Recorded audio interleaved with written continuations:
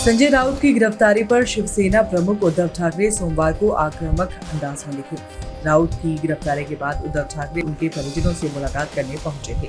राउत के परिजनों से मुलाकात के बाद उद्धव ठाकरे ने मीडिया से बात की और भाजपा को चेतावनी देते हुए कहा कि एक दिन हमारा टाइम भी आएगा।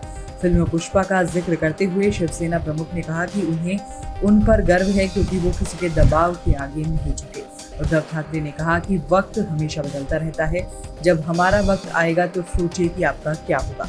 आज की राजनीति बल से चल रही है। भाजपा चाहती है कि राज्यों में पार्टियां खत्म हो जाएं। अब महाराष्ट्र की जनता ही फैसला करेगी। सरकार के खिलाफ बोलने वालों पर बल प्रयोग किया जा रहा है। उन्होंने राउत को शिवसेना संस्थापक दिवंगत बाल ठाकरे का कट्टर शिव सैनिक करार दिया। जैसे मैंने अभी कहा कि नड्डा साहब ने जो भी कल कुछ भाषण दिया है, क्या उसमें आपको प्रजातंत्र दिखाई दे रहा है? सिर्फ एक ही पार्टी, मतलब उनकी जो पार्टी है वही रहनी चाहिए और वही रहेगी, और बाकी सारे पार्टी, जितनी सारे पक्ष हैं, सारी पार्टियां हैं, वो खत्म हो जाएगी। आज तक हम मानते थे कि ये शतरंज, यानी कि मराठी में कहते बुद्धि बल, तो इसमें शतरंज नहीं है, बुद्धि का कोई ठिकाना नहीं है, सिर्फ बल वापरले जाते हैं, शक्ति का उपयोग किया जा रहा है।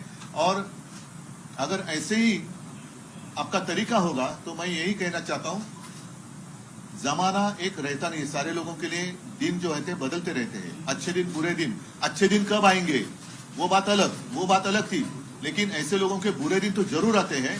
और आप जैसे बर्ताव उस वक्त अन्य लोगों के साथ करते हो, शायद उससे बुरा बर्ताव उस वक्त जनता आपके साथ कर सकती है।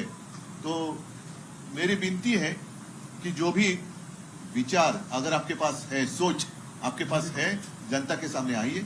हमारी सोच जो भी है हम जनता के सामने रख रहे हैं, आप भी सोच रखिए और जनता के ऊपर फैसला छोड़ दो। जिसको प्रजातंत्र कहते हैं, जरा मतलब पूर्ण तरीके से उसे प्रजातंत्र कहते हैं। ये अगर आप ईडी, इनकम टैक्स, सीबीआई, तो फिर प्रजातंत्र कहाँ रहा? जितने हमारे सारे लोग गए हैं, मैंने कहा कि वो तो गए, उनके हमाम में गए हैं, हमाम में गए हैं वो। अब वो मजा ले रहे हैं, लेने दो, लेकिन जब पानी बंद हो जाएगा तो क्या करेंगे आप?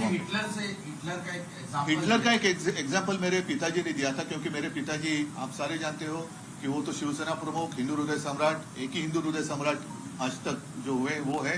और साथ ही साथ उनकी करियर की शुरुआत वो व्यंग्य चित्रकार थे, कार्टूनिस्ट।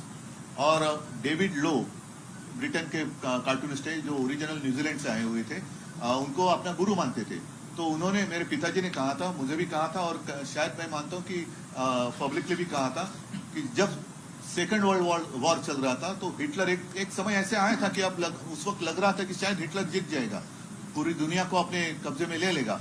तो उस वक्त डेविड लो, मतलब हिटलर बॉम्ब डालता था और डेविड लो एक कार्टून निकालता था, और वो कार्टून का जो एक परिणाम हुआ करता था वो बॉम्ब से भी ज्यादा होता था। और ऐसे कहा जाता है कि हिटलर ने उस वक्त अपने सारे लोगों को कहा था कि ये व्यक्ति है कौन, है कहाँ, इसे लेके आओ, जिंदा या मुर्गा जैसे है उसे लेके आओ। तो यही होती है जो तानाशाही की बात होती है। जब सारे लोग अपने गुलाम होते हैं तो कुछ दिन के लिए, जब तक उनका उपयोग आपके लिए होता है, तब तक वो गुलाम अच्छे लगते हैं। बाद में गुलाम जब उनका उपयोग नहीं रहता है वो निकलते हैं। संजय राउत साहब ने कल कहा कि मैं झुकूंगा नहीं और शरण भी नहीं जाऊंगा। उनकी गिरफ्तारी हुई, उस पर आपकी टिप्पणी क्या है? क्योंकि आज आप परिवार से भी मिलकर आए। नहीं, मुझे संजय राउत पर अभिमान है, और बाला साहब का असली सैनिक सिर्फ वो पिक्चर देखने के लिए, ठीक है पुष्पा झुकेगा नहीं, लेकिन झुका नहीं।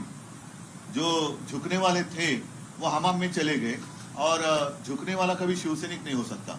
जो भी लोग कह रहे थे कि हम बाला साहब की जो भी हमारे पास एक शिक्षा थी, शिक्षा म्हणजे मराठीतली नाही, शिकवण ज्याला म्हणतो, उसके ऊपर हम हमारा आगे की दिशा तय कर रहे हैं, तो ये बाला साहब ने दिखाई नहीं, दिशा नहीं है।